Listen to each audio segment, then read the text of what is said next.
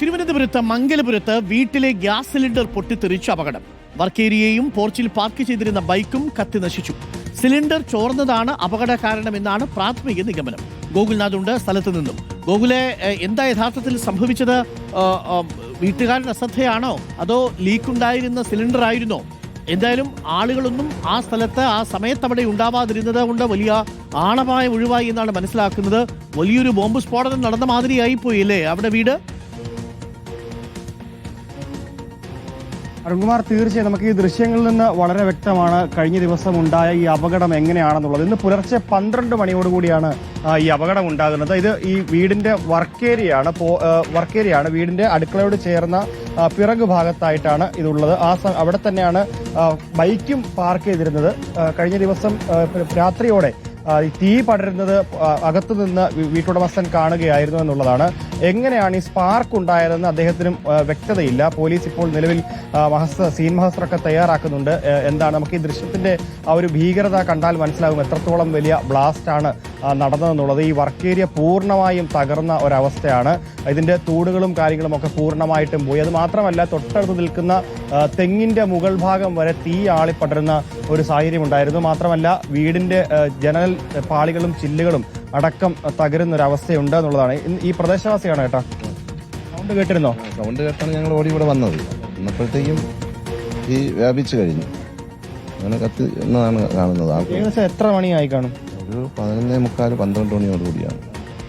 ഈ സമയത്ത് ഇവിടെ തന്നെയാണ് ബൈക്കും വെക്കുന്നത്. പുള്ളി എന്നും കൊണ്ടുവന്ന് ഒരു 8:30 മണിയോടുകൂടി ബൈക്ക് ഇവിടെ കൊണ്ട് വച്ചിരുന്നു എന്നാണ് പുള്ളി പറഞ്ഞത്, അതിന്റെ ഉടമസ്ഥൻ പറഞ്ഞത്. അതാണ്. അതിനുശേഷം അണയ്ക്കാനൊക്കെ ഉണ്ടായിരുന്നോ? ഞങ്ങൾ വരുമ്പോഴത്തേക്കും എന്ത് ചെയ്യട്ടെന്നുള്ള തീയെല്ലാം വെള്ളം ഒഴിച്ച് ഏകദേശം ആയിക്കഴിഞ്ഞു. വർക്കേരിയയിൽ സാധാരണഗതിയിൽ ഗ്യാസ് സൂക്ഷിക്കുക മാത്രമേ ഉള്ളൂ. ഫയർഫോഴ്സും വന്നിരുന്നു അപ്പോഴത്തേക്കും ഫയർഫോഴ്സ് വന്നപ്പോൾ തീ അണച്ചു. എങ്ങനെയാ ഈ സ്പാർക്ക് ഉണ്ടായതെന്നുള്ളതാണ് പറഞ്ഞത്. ഒരു പിടിയില്ല, നമുക്കൊന്നും അറിഞ്ഞോളൂ. വർക്കത്തി കിടക്കുകയായിരുന്നു. ആ സൗണ്ട് അത്രത്തോളം സൗണ്ടായിരുന്നു. ഏകദേശം ഒരു 2 കിലോമീറ്റർ ചുറ്റളവിൽ ആ സൗണ്ട് കേട്ടു. പലരും ഓടിയെത്തി.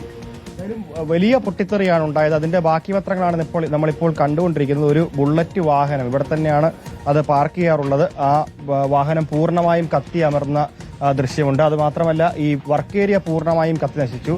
അടുക്കളയിലാണ് പൂർണ്ണമായും പാചകം. പക്ഷേ ഈ ഗ്യാസ് സിലിണ്ടർ അടക്കം സൂക്ഷിച്ചുകൊണ്ടിരിക്കുന്നത് വർക്ക് ഏരിയയിലാണ്.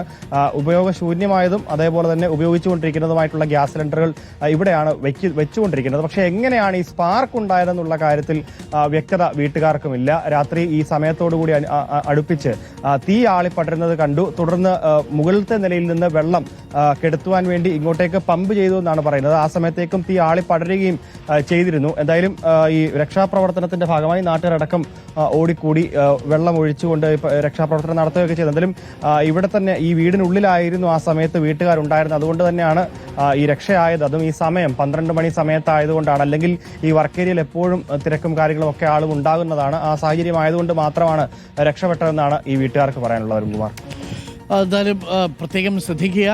നിങ്ങളുടെ വീട്ടിനുള്ളിൽ സൂക്ഷിച്ചിരിക്കുന്ന സിലിണ്ടറിൽ ഗ്യാസിന് ലീക്ക് ഉണ്ടെങ്കിൽ ഒരു കാരണവശാലും അപകടകരമായ സാഹചര്യത്തിൽ അതവിടെ വെച്ചിട്ട് പോകരുത്. അത് ഏതെങ്കിലും തരത്തിൽ നിങ്ങളുടെ റെഗുലേറ്ററിന് എന്തെങ്കിലും കംപ്ലൈൻറ്റ് ഉണ്ടെങ്കിൽ അത് എത്രയും പെട്ടെന്ന് നിങ്ങൾ പരിശോധിച്ച് വേണ്ട നടപടി എടുക്കുക എന്നുള്ളതാണ്.